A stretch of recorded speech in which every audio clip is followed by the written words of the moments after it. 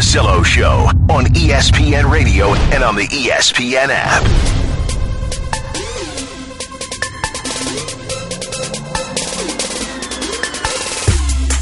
Body issue out. Not in it again this year. That's okay. We'll get ready for 2018. Speaking of that, which one's going to sell more? The one with me or Julian Edelman? Never thought of that? Depends what the cover. Chad Millman? I think you outsell Julian Edelman on the body cover. It's got to be cover to cover. Cover? It has to be. Otherwise, it's polluted, the sales. Yeah, probably not getting a cover. Don't deserve it. Not there yet, Will. That'd be wrong. That'd be like Tebow getting promoted. It wouldn't feel earned. We're not there yet. We're not where we need to be. But it's such a Julian Edelman thing to be a part of. That guy, for slot receiver, like, I'm not hating. I'm friends with some of his friends. You kind of are, though. No, he gets a lot of run out of this Brady relationship. A lot. No? Am I wrong? Maybe he's good on his own. No, he's good. He's incredible. He's such a... When you watch him on returns, you're like, wait a minute. This isn't some fluky thing. Like, this guy's an insane athlete. But, Victoria's Secret. What would you do if they said, hey, Rye, body issue, 2018? Would you, no more carbs for about 6 months? What would you do? Well, I wouldn't want to look Cut the small. Sugar. If they said 2018, you're in, you would see, I'd get hurt. You know what would happen? I would get hurt in the process training so hard. It would be me in the couch with an ice pack and a tank top. That would be my picture. Millman would send over a photographer and go, you got hurt again? Okay. All right, let's put a blanket over your ice pack on the leg. I almost hurt myself this weekend, just for what it's worth. Had our pull-up competition conversation. Could I beat you or Cotter in any single activity in the gym? Mm-hmm. And I said pull-ups. Yep. So what did I do this weekend? Ton of pull-ups. And you hurt? It hurts. Real How many bad. did you get? What was your max start to finish? I did 120. Yeah, but I mean... Drop? Max, 20. 20. So you got 20 and you couldn't get 21? 15. I was doing round numbers. See, this is what Will Cain's going to do. Russillo Show at ESPN Radio. He's going to get Cotter and I to bet something. I think GNC is going to get involved here, and he'll be training pull-ups for about a month and a half, and then he'll be like, yes, I did. You're not? I'm not. But you know what? I love it. I love the effort. So the body issue, go ahead and check it out. Brett Burns, Joe Thornton, we're going to show you their picks on the TV side of things. So here was the premise. Start of the show, I asked you this. LeBron, we both agree, more power than any athlete we've seen in a team sport. Brady, right there with LeBron when we talk about who is he to his sport. Brady's going to be the best quarterback ever. I don't know. There's a ton of debate there. LeBron, we're not going to say he's ahead of MJ, but he's right there. Even if you don't want to give me Brady best ever, he's right there. They're both right there, the top of that list. However we want to do all these things all the time. But Brady doesn't have the power LeBron has, and he'll never have it. And is that weird? Well, what football player, let's just take a span of history or simply just both of our lives, what football players had the most power in the history of the sport? Elway, but that's different. Manning. Eli? Peyton. Well, look, did Eli call his shot a little bit more than Peyton did? Because I don't think Peyton wanted to leave the Colts.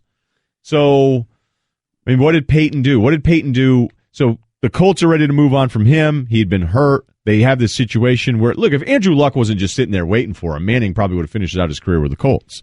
So they have this really odd setup here. They move on from Manning, and then Manning can kind of call his shot everywhere. But is that forcing his way out? My point is, what if Brady did a LeBron and said, hey, nice run, thanks for the memories, but I want to play for the Niners after this season, and I'm going to do it on my own. And the closest parallel we have would actually be the two you just named. It would be John Elway and Eli Manning, right? Saying, I don't want to play for that team. Do not draft me. But we haven't had a player say, trade me, I'm out. Or, yeah, we have. People request trades, but we haven't had one be able to take the reins of his career the way LeBron has and completely engineer every stop along the way. LeBron James, I guess he was drafted by Cleveland in the beginning, so you could say that was not exactly by his choice. Mm-hmm. But since then, every single move he's ever made has been exactly where he wants to be on a year-to-year basis. And it's worked out. It's worked out. If you ever said ahead of time, people would talk about the losses in the finals, you go, this dude here, he's going to jump back and forth with some teams. He'll go to 7 straight finals with both franchises. Like, who would go, I don't know, not enough for me. Here's maybe the bigger picture question. We spend a lot of time on the rights, the power that the college athlete, the rights they do not have, the power they don't have. And that bothers a lot of people. I hear more conversations, coach leaves, should you let the kid transfer? Absolutely. I am still okay with sitting out a year on the transfer thing because I think you're going to have an incredible mess on your hands if you just let everybody bounce and immediately play. But if you want to change it, go ahead. I'll let you change it. So we are very worried about the lack of power for the college athlete. We don't like the fact that he has almost no say in this. But I don't think so. If we're talking about like fundamental philosophies here, is that a labor issue? Is that a rights issue? Whatever you want to claim, categorize it any way you want to. But we really don't seem to like it when pro athletes do it. So why would we be more upset when is it just because he's getting paid? Because I don't think it's just money. I think we're worried about the powerless at the college level, but whenever the pro athlete flexes his muscles and starts calling his own shots specific to the NBA, it doesn't seem like it's met with some great approval. Is it just because of the money? Like, oh, well, you're paid, so now you owe us. You owe it to our franchise. I think there are less people with pro sports going, I love it. I love when an individual, his own brand, I love when an individual uses his opportunities and decides to move on for something that's better for him. Most people, I think, based on doing this for years, seem to not be okay with it. Yeah, I think, honestly, man, I think it's because you're confusing the fundamental nature of fandom. Every time people have this conversation, they paint it as this freedom issue, as this management versus labor issue. If you think that's the way the common sports fan consumes sports, you're out of your mind. No one cares about who has this power, who has that power. What we do is we root for our local teams because they're our teams. It needs no deeper reason than that. And that's what's great about sports. It can be arbitrary and irrational and completely devoted, and it doesn't need a good, strong reason why, because it's my team. And therefore, we want all the best players on our team. And we don't want to hear about power and management and labor, and I'm so happy this guy can move to where he wants to move to. We want players devoted to the same thing we're devoted to. By the way, that's why a guy like Dirk will forever be revered in Dallas, or Marino in Miami. Kobe in L.A. Because you reflected the same devotion we give to that same piece of laundry. That's a really good point. So you think if Brady, we all know this isn't going to happen, why would he want to leave New England? There's a difference there where LeBron's been with the Cavs, and no one's ever said the New England Patriots are the NFL version of the Cleveland Cavaliers. But what if Brady said this summer, you know what? This Garoppolo thing, hearing rumblings, writings on the wall, I've taken pay cuts. I went through it. Brady's made for his career. He'll have made, if he played, I don't know, he's about $200 million, just south of $200 million. He's owed another $20 million this year. What if he just said, you know what? I'm turning 40, Garoppolo, why don't I save you the trouble? You're telling me, Belichick, we're going to have the bad divorce? Like this is going to be the one time where Patriots Nation is going to have to sit there and absolutely decide, wait a minute, you're going to move on from Brady? How about I save you all those problems? Good run, 7 Super Bowls, 5 rings. I want to go to San Francisco. They don't have a quarterback. I want to go home. I want to get into tech. I want to play for the team I grew up rooting for. Got an app idea? Yeah. Seriously. What if Brady said that? How would people go, you know what, 7 Super Bowls, 5 rings, he's done enough for the franchise, or would they go, how dare he? Wow, Brady's such the outlier. I mean, you're asking the wrong guy. Just ask Freeze Pops. I mean, the truth of the matter is, I think what would happen is everybody would get over it. Everybody would get over it. They got over Emmett in a Cardinals uniform. They got over Michael Jordan in a Wizards uniform. They got over Joe Namath in a, Chargers uniform? There's no way it would be as bad as LeBron was treated with the decision. But LeBron did it in his prime. He did it in his prime. He was younger. He hadn't turned 40. But I don't know. I still think that there's this anti-NBA guy, the anti-NBA personality, but then football doesn't have it. Is it because of the football guy mentality? I actually think the NBA guy has a little more freedom, a little more leeway, because it's seen as to some extent, the individual has more power because he is more powerful. He has more importance to a team. So he rearranges a team with his very movement. NFL's more of a cog. Maybe we'll do some more of this at Russillo Show with Will Cain a little later this hour. Coming up next, Dan Dakich called one of my favorite NBA players an absolute fraud, and I'm not having it. It's ESPN Radio. Will Cain co-hosting today, The Russillo Show. Reminding you can watch all 3 hours of the show on ESPN News. All of our guests in the show, Pennzoil Performance Line, including Dan Dakich, who does great work, was with us on Mike and Mike the end of last week for the draft and called in to Dari and Mel to talk some hoops. So, Dan, before we get to it, I have an issue with the Chris Paul take. I want to play that for everyone here. So we good? All right. I didn't hear from Dan. Forget. What's that? What did I say? I forget. Yeah, let's hear it. Okay, perfect. That gets everybody caught up to date. You said this Saturday about Chris Paul. To me, Chris Paul's the guy, what you call it in coaching is good enough to get you beat and good enough to get you fired. He's really good. You know, your AD goes to the booster meeting. Man, we got Chris Paul. God dang, is he good? He's the greatest assist guy. Yeah, well, why don't they win? Yeah, he didn't win at Wake Forest. Why doesn't Chris Paul's teams overachieve? You know, they never do. They generally underachieve, and I pointed him as being a fraud. Fraud. That was the one. When I think of fraud, I think of somebody that says the right things but doesn't really understand winning, maybe doesn't even want to win, doesn't care about winning. Chris Paul could be disappointing from the playoff thing. Chris Paul could be borderline dirty at times where I can't stand some of the stuff. But to say he's a fraud, I think that implies that none of the other stuff that's important really matters. I think the resume is disappointing, but I don't really think that's who he is. Oh, I think he is, Ryan, and I appreciate, you have me on because many goateed wearing listeners of yours have taken umbrage with me, which is very exciting.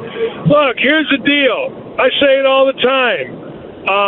Chris Paul is the guy that looks like the leader, but nobody follows because they know he's full of crap. He looks like the guy that, management and coaches can trust, but there's no way in heck they can trust him once they get to know him for 10 minutes. I asked a question.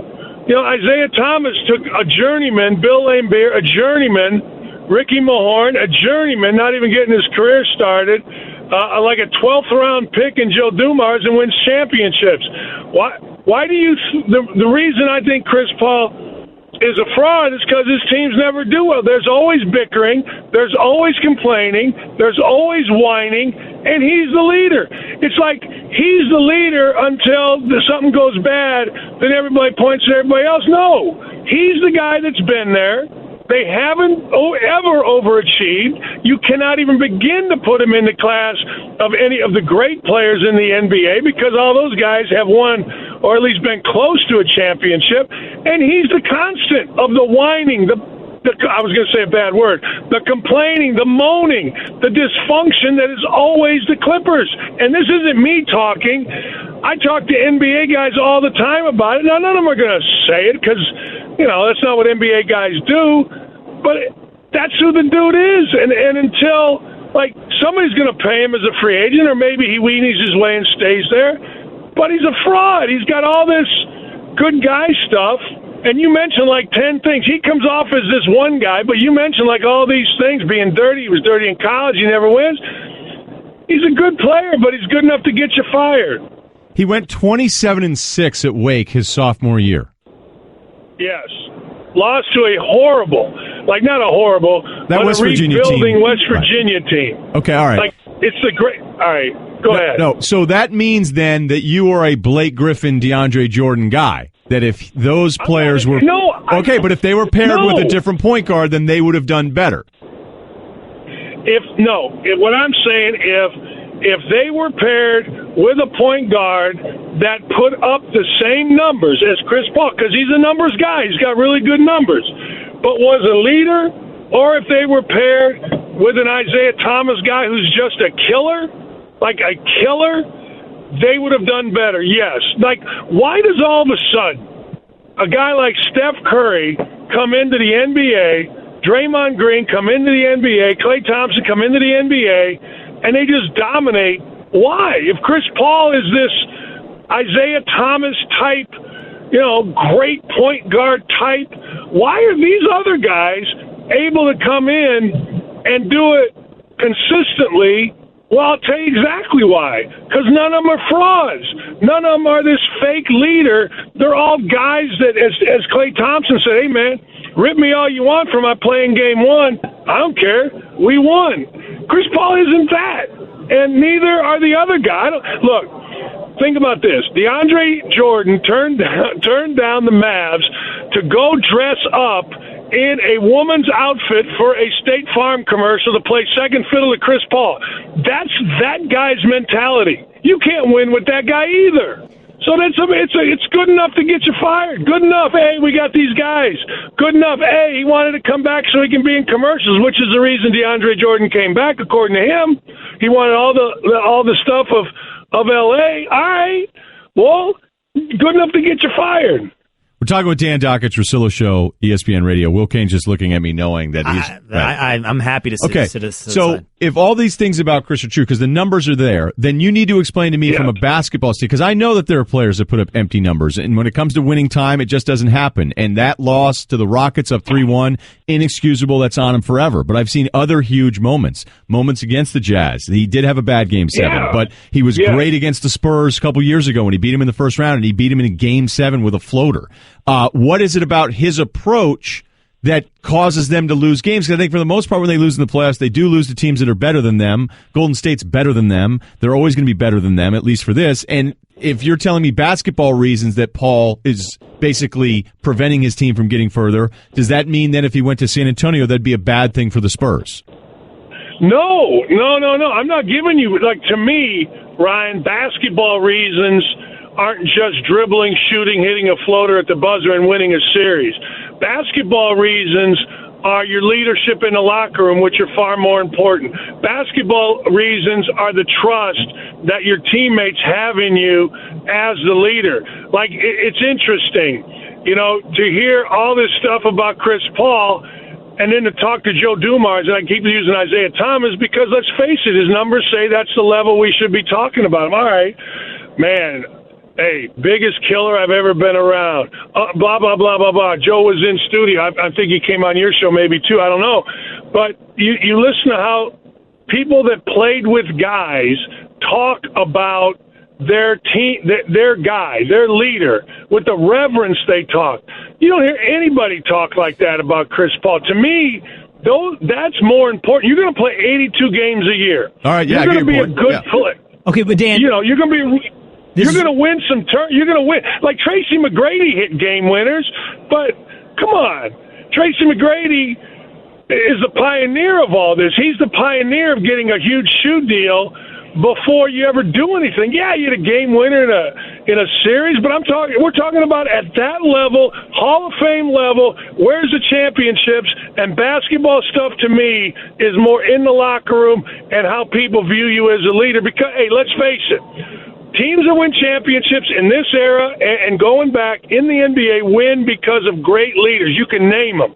And that's why the Clippers, they'll keep doing what they do, win some regular season games, sputter, and eventually everybody will get fired. Dan, I've been listening to you, and I hear you said he's full of crap. You learned something about him within 10 minutes. If you spend longer than that with him, and that he's a failed leader. He's not a good leader. That's clearly what your position is. Just you seem to know something that's, for example, somebody like me doesn't know about Chris Paul. What is so failed about his leadership? Beyond the product on the court, what is it you know about his leadership? Look, and people get tired, everybody gets mad at me because, like I said, that Porzingis had soft eyes and was a pain in the backside, and what's he become? People just kill me every time. Well, and I'm not bragging here. This is sad, really. But I spent, and I'm being literal here, every single day for about 25 years in a film room as an assistant coach. That's all I did. I mean, I had zero life. So you see certain things. It's like whatever your passion is, if you studied it more than other people, you would see different things that maybe somebody doesn't. And when I see, and I've studied leadership, and I've seen the reaction, you can tell it in body language. You can tell a real leader by how everybody reacts to them. And this isn't just, hey, they lost a series. I've been saying this for years. First time I ever knew who Chris Paul was, he might have been a freshman in high school, and I thought he was great. And he's had a wonderful career. I'm not saying he hasn't. But in terms of being an all-time great, that man. Now, the best thing that could happen to Chris Paul would be that he goes to the Spurs, where he has an organization that demands you pay attention to leadership, that demands. I had a chance to play golf with David Robinson. They drafted a kid out of Bowling Green named Antonio Daniels. That summer, David Robinson asked me, first time we met, hey, you were at Bowling Green. You know Antonio Daniels? Yes.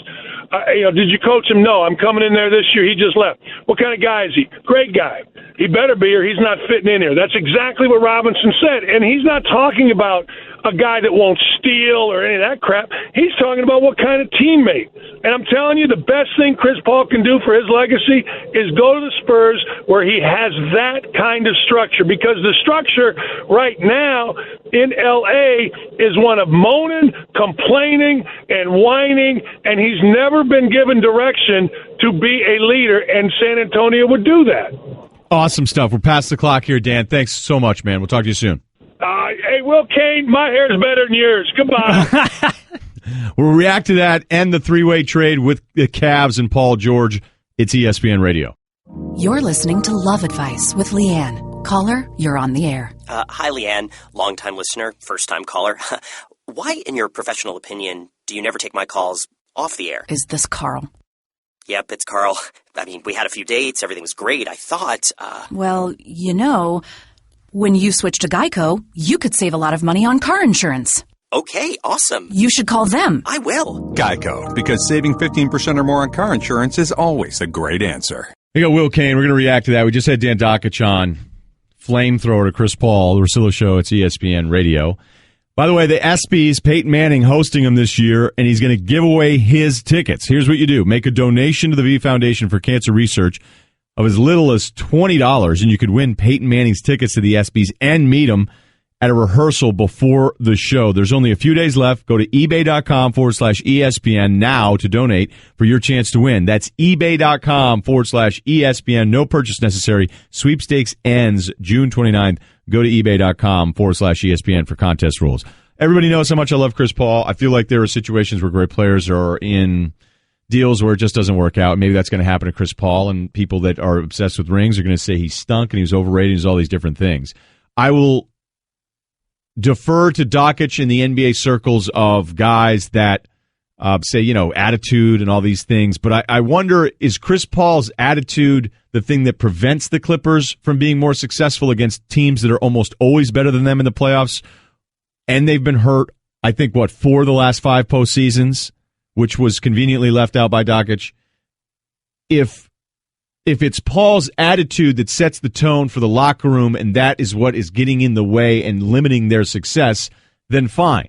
Or is it Doc complains, Blake complains, DeAndre complains, Chris? They're a bunch of complainers. Nobody likes playing against the Clippers. They're the most disliked by their opponents of any team in the NBA, and I'm not telling you to like them when no one else in the league likes them. What I'm always telling you is that if you're coming on, as Dakich said, that saying Paul is a fraud, and he sets the tone for the culture, and the culture is negative, and that's why they can't beat, again, better teams when they're not healthy, which is a huge ask, then I don't really have a counter to that. Or could Paul be someone who, is bummed out because the team's always losing and because they're always hurt? Like Dakich says it's the first thing.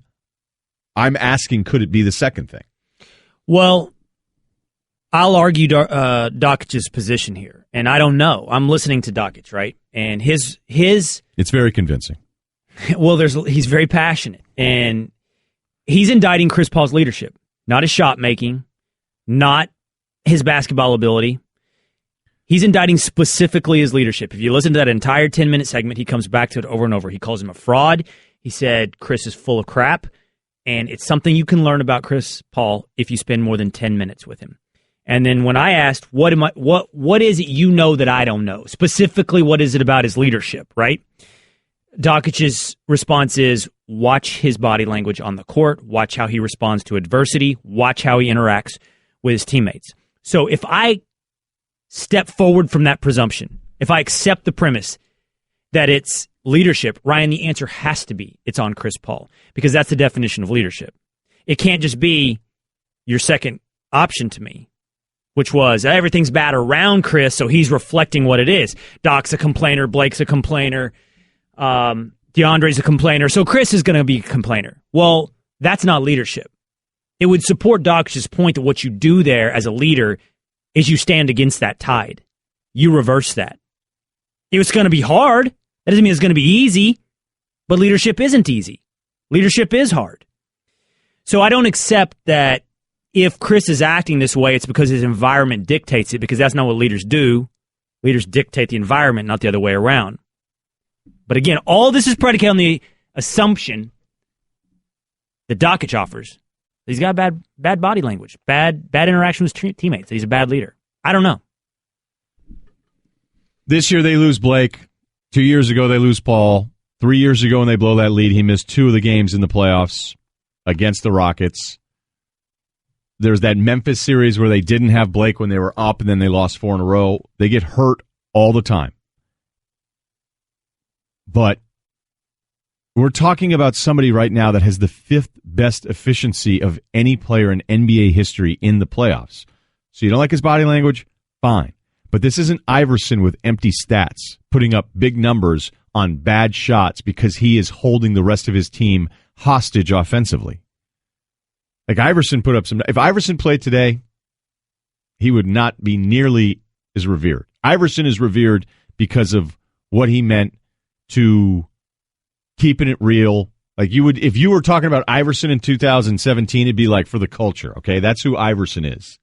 Iverson was able to do this thing to be like a superhero for so many people because there was just no change from the pre-NBA to the during NBA, post-NBA. Like I saw him in Toronto, group of dudes around him, Yankee hat on, white T-shirt. Like, I'm not pretending to be anybody, and people, even though he flawed, love that he never pretended, but I think that somehow props up who he was actually as a basketball player. And here's Chris Paul, whose numbers, and these are, like, empty numbers are points.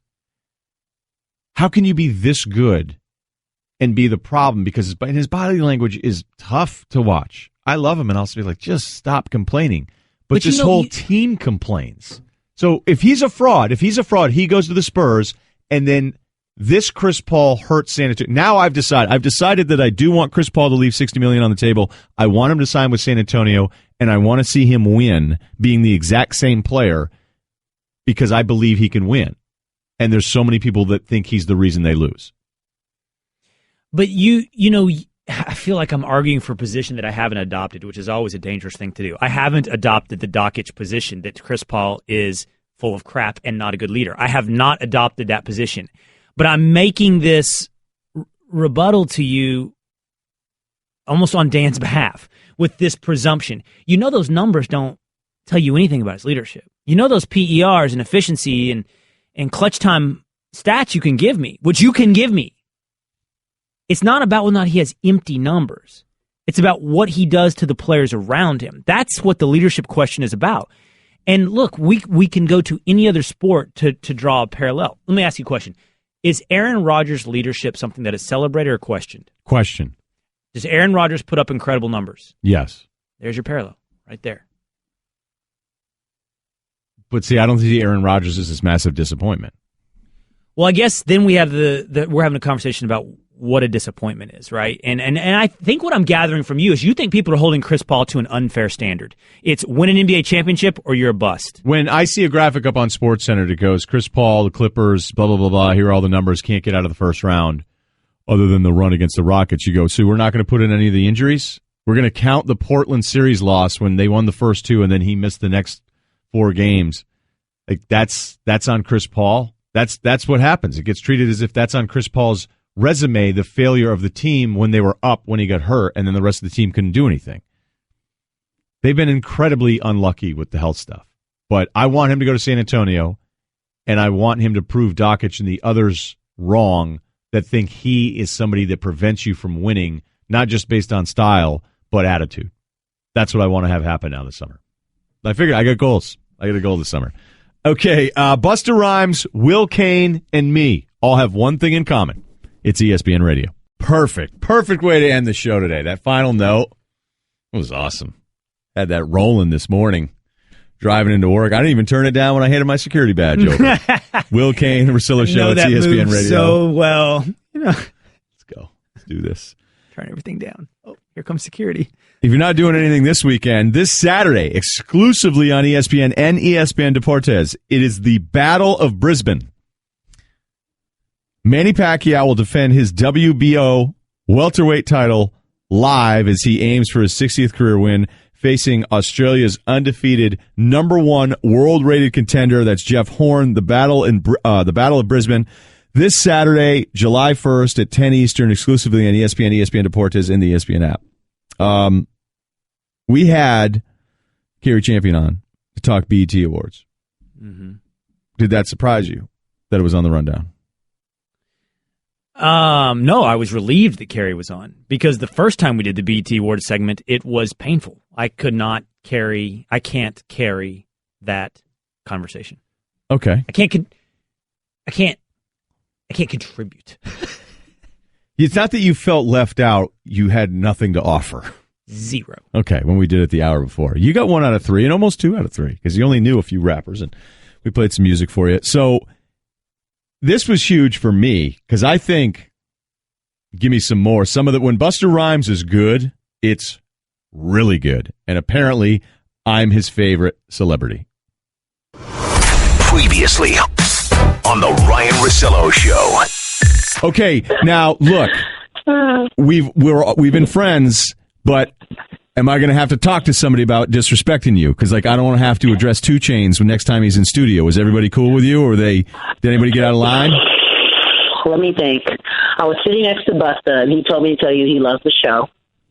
Word. And just real quick, he did tell me to tell you that. He was like, I'm down with Russillo. That's no lie. It's a true story. You know who Busta is, right? Me? Yeah. Are you kidding? I had drinks with this lawyer this weekend. You think I'm lying? What's funny is you think I'm lying. No, I don't. But that was the best Will Cain Russillo dynamic ever. Busta Rhymes gave me a shout out, and then you're like, oh, I met his lawyer, had drinks.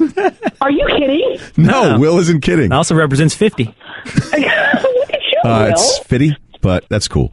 That's fine. Yeah, no disrespect. They showed me a lot of love. I did it for the culture. They were very good. Take us through that, then. Do we get any good? Well, you can't because that's attorney-client privilege. Well, I asked him. No good stories. Yeah, I asked him if he wanted to come on. His name's Scott. Lehman. What? I just wanted to make sure I didn't. I mean, I can't play like we're best buddies. I didn't 100% know how to pronounce Scott's last name. It's Lemon. Lehman. But yeah, I had drinks on Friday night. Good guy.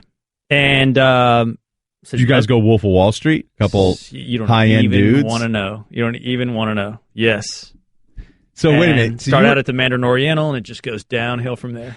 You brought up a really good point, and I don't think people understand this, but you live in the city. You're a guy from the city. So what happens to you when you live in the city? What do you mean, what happens to me? When everybody comes through, right? Oh, yeah. I mean...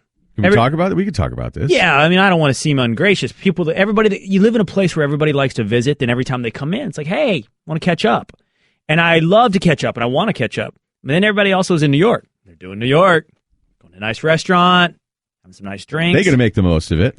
So you look up, and you're like, it's like, 4 stupid expensive dinners this month.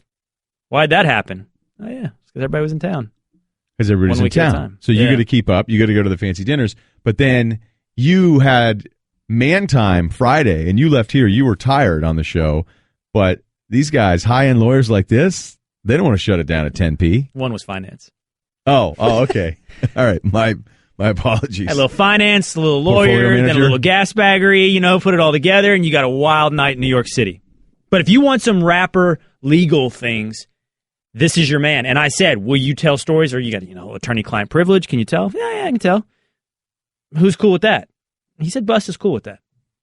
Really? I don't want to ruin. But we'll run it all. We'll run it all and make sure it's kosher from top to bottom. Okay, all right. Because I don't want Buster to not like the show. We could do it this week. Yeah, we should get Busta on too, since he's a fan of the show. I guess I could DM Kerry Champion. Oh, that's right. She follows me. I could do that. Does she follow you? Also represents 50. No. Am I supposed to say 50? You corrected me. I'm supposed to say 50. I'm not sure. I said Brisbane 50. Correct. Feels wrong. Brisbane? Feels wrong. It also represents 50. The Russillo Show, reminding you if you miss any of the show, including Jordan Spieth, you can subscribe to our Best of Podcast, available in the Listen tab of the ESPN app or Apple Podcast. You will be on First Take all week. Yep, and I'm with you several times this week. All right, sounds good. Not tomorrow, mystery guest tomorrow, not Busta Rhymes. But Monty Jones is next. The Russillo Show, ESPN Radio.